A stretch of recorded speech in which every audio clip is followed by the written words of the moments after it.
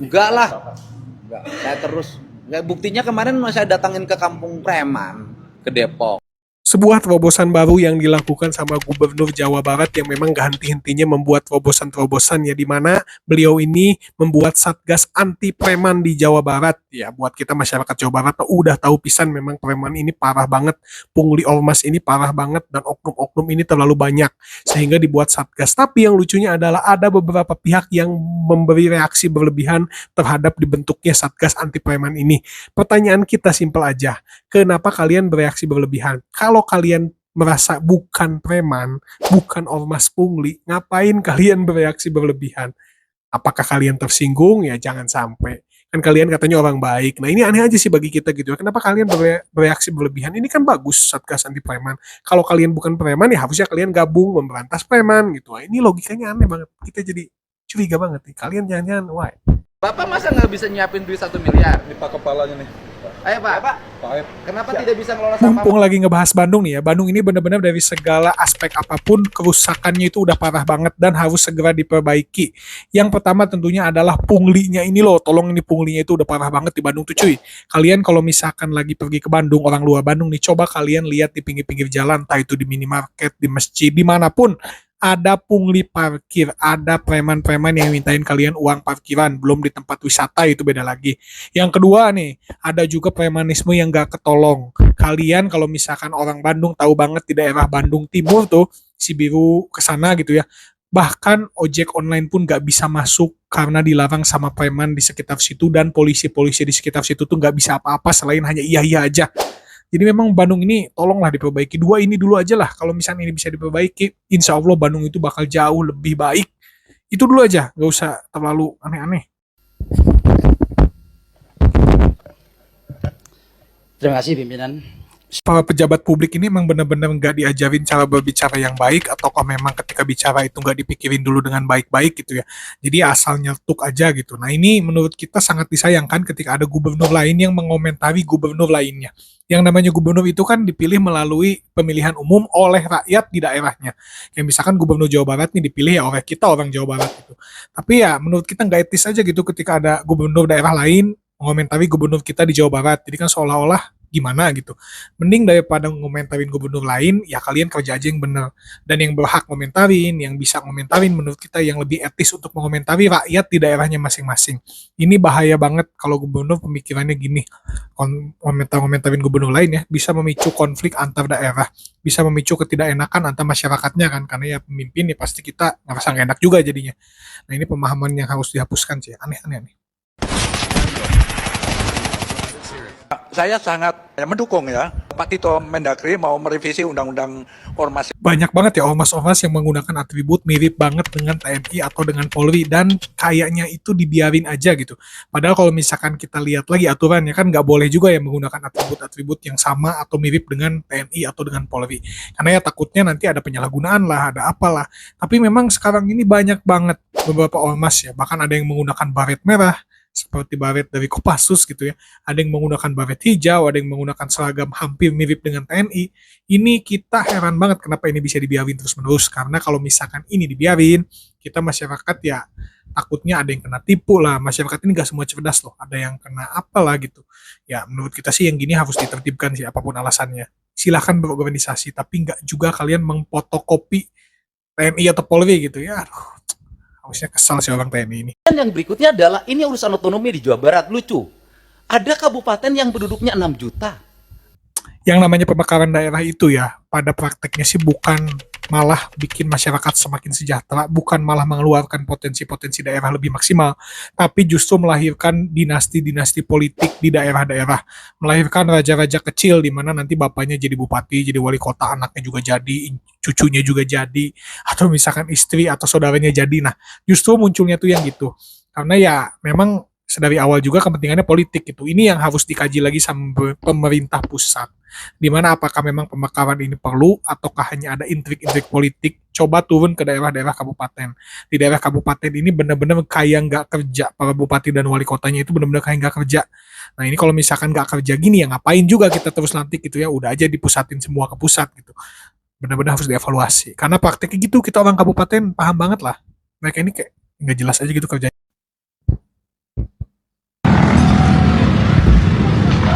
selama penanganannya masih reaktif, masih ketika rame, ketika viral ditangani, ketika terjadi sesuatu dan rame-rame baru ditindak secara hukum, gak akan beres-beres masalah preman berkedok ormas ini. Yang harus dilakukan oleh pemerintah atau penegak hukum itu adalah harus diberantas tuntas sampai ke akar-akarnya. Dilihat apakah ini memang kelakuan oknum, jangan berlindung di oknum terus ya, kelakuan oknum yang melakukan itu, atau memang secara pemahaman, secara ADART dari ormas ini sudah mendukung premanisme, sudah terafiliasi dengan premanisme, pemalakan, dan lain-lain. Kalau terbukti terafiliasi, terbukti memang preman, ormas-ormas ini ya, gak usah ragu untuk dibubarkan. Kita yakin siapapun yang bisa ngebubarin ormas-ormas gak bener gini, bakal dapat dukungan yang besar dari masyarakat, entah itu polisi atau misalkan apapun lah, pasti dapat dukungan dari masyarakat, karena udah banyak banget keresahan, udah banyak banget ketidaksukaan, yakin kalian. Mengapa ya saya rasanya mau menangis begitu? Dari awal ini seolah-olah anak Yang kita kesal dari bapak-bapak atau ibu-ibu anggota dewan itu adalah mereka ini kerjanya kan lambat ya, kerjanya itu hasilnya itu minim. Undang-undang perampasan aset korupsi aja nggak beres-beres. Tapi ketika ada orang ngasih ide atau orang ngasih solusi, mereka ini langsung nyinyir gitu. Wah, ini solusinya gini, ini solusinya kurang. Nah, kalau misalkan solusi itu dirasa kurang, coba anggota dewan ini kasih solusi lain yang dirasa lebih tepat. Kan enggak. Mereka ini cuma bisanya tuh komen aja sama komennya. Jadi kayak bisanya tuh ya gitu kerjanya itu nggak jelas gitu. Rakyat minta solusi nggak dikasih solusi, rakyat minta undang-undang perampasan aset buat koruptor nggak dikasih-kasih, giliran ada pemimpin yang baik ngasih solusi buat pembinaan anak-anak, dia nyinyir gitu. Nah, ini menurut kita DPR ini lebih baik diganti aja sama akun-akun gosip, karena ya kerjanya gitu aja, bisanya ngomong, bisanya nyinyir, bisanya ngegosip, tapi minim solusi. Kalau misalkan anggota dewan ini pengen didengar rakyat, gak usah caper, kasih solusi yang bagus. Kalau kalian gak setuju, berikan solusi tandingan, bukannya. Dan tidak ada pelatihan militer. Jadi masuk barak militer bukan latihan perang-perangan, bukan. Nah, ini ya banyak yang salah tangkap tentang program pembinaan yang diusulkan oleh Gubernur Jawa Barat Deddy Mulyadi, yaitu anak nakal yang dikirim ke barak militer ya. Perlu dipahami kalau misalkan pengiriman anak-anak ini ke barak militer itu bukan untuk wajib militer, cuy. Jadi bukan wajib militer. Ini mah cuma pendidikan kedisiplinan aja. Misalkan anak itu belajar bangun pagi, kalau misalkan yang muslim belajar sholat subuh, makan teratur, olahraga teratur, kedisiplinan, kepatuhan. Nah, lebih kepada gitu aja. Mereka ini nggak diajarin cara angkat senjata, nggak diajarin cara menggunakan senjata, nggak diajarin cara menggunakan tank baja, misalkan enggak.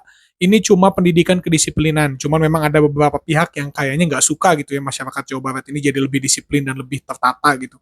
Nah, ini mungkin ya kalian tahulah siapa. Tapi intinya ini bukan wajib militer ya, bukan wajib militer kayak di negara-negara Korea Selatan misalkan. Enggak, ini beda. Ini cuma pendidikan kedisiplinan, dan militer kan memang disiplin ya. Jadi pas lah gitu pendidikan di situ. Kepada seluruh anak-anak yang nakal, yang galak melawan orang tua, yang galak. Nah, ini yang idealnya gubernur atau idealnya pemimpin suatu daerah tuh kayak Bapak Gubernur Bengkulu ini gitu. Ketika memang ada kebijakan yang bagus dari gubernur lain, ya jangan sungkan untuk belajar. Begitupun misalkan ketika Gubernur Jawa Barat merasa kebijakan daerah lain bagus, ya saling belajar. Itulah yang dimaksud dengan persatuan Indonesia, cuy. Jadi meskipun kita berbeda-beda daerah, berbeda-beda provinsi, berbeda suku, agama, ras, ya tetap ketika misalkan kita ingin sesuatu yang baik, ada sesuatu yang baik, kita pelajari.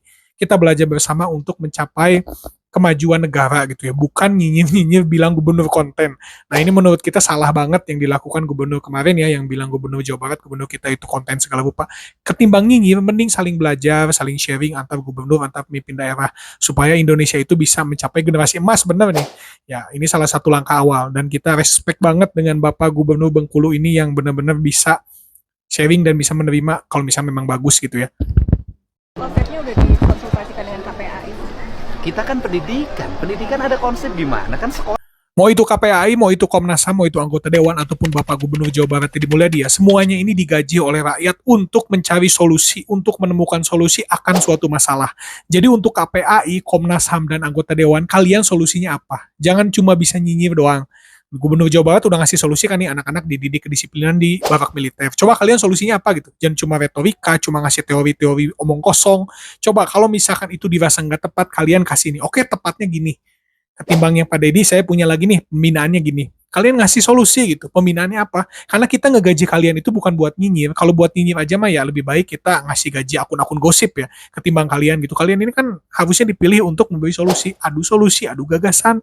Kita rakyat nanti memilih, ini malah ada gagasan bagus nyinyir, gagasan bagus nyinyir. Kalian mah gak ada bedanya sama akun gosip nih buat KPAI, Komnas HAM, sama anggota dewan. Malu-maluin. Apapun apapun nanti hasilnya, banggalah terhadap setiap proses.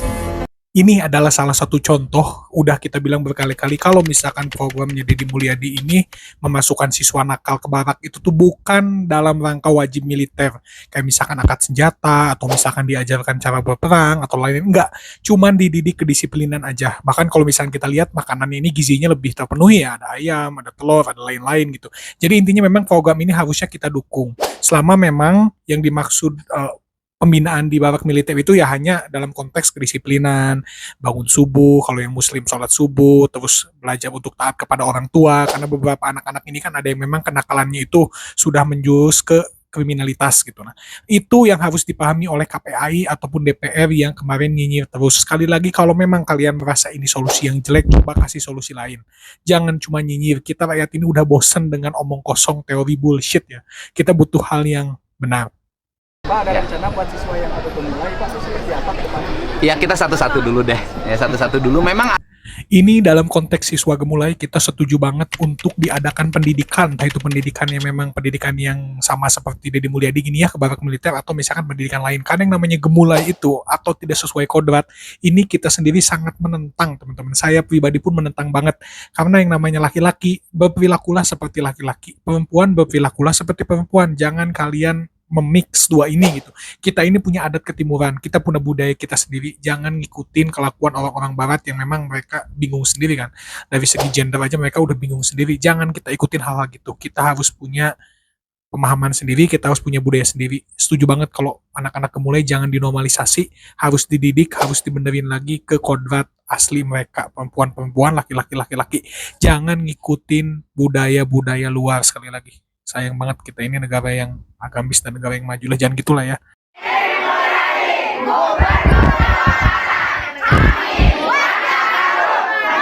Nah, ini adalah contoh jiwa-jiwa maling atau jiwa-jiwa korup yang dimiliki sama rakyat Indonesia atau sebagian rakyat Indonesia ya. Udah tahu itu tanah milik PT KAI. Kalian nempatin itu nggak izin. Kalian nempatin itu nggak bayar apapun. Terus ketika misalkan tanahnya diambil, kalian malah menolak. Ini logika yang benar-benar harus dihilangkan dari masyarakat kita. Masyarakat kita harus dibiasakan untuk tidak memiliki jiwa maling, jiwa korup gitu. Nanti kalau misalkan masyarakat kita gini ya tentunya ke atas juga bakal gitu. Karena yang namanya pejabat itu kan dari rakyat biasanya. Kalau rakyatnya udah maling, udah korup ya pasti pejabatnya bakal jadi orang-orang korup juga. Makanya budaya-budaya kayak gini tuh harus dihilangin. Ini bener-bener ngemalu, bikin malu banget sih bagi kita masyarakat Jawa Barat juga ya. Udah tahu itu tanah KAI, kalian tempatin, udah mau digusur, mau dipakai buat kepentingan orang banyak, kalian malah nolak. Tolong jangan malu-maluin. Kita ini orang Sunda ini punya harga diri lah. Jadi nggak usah ngeluarin statement aneh-aneh. Cepet pergi itu tanah negara.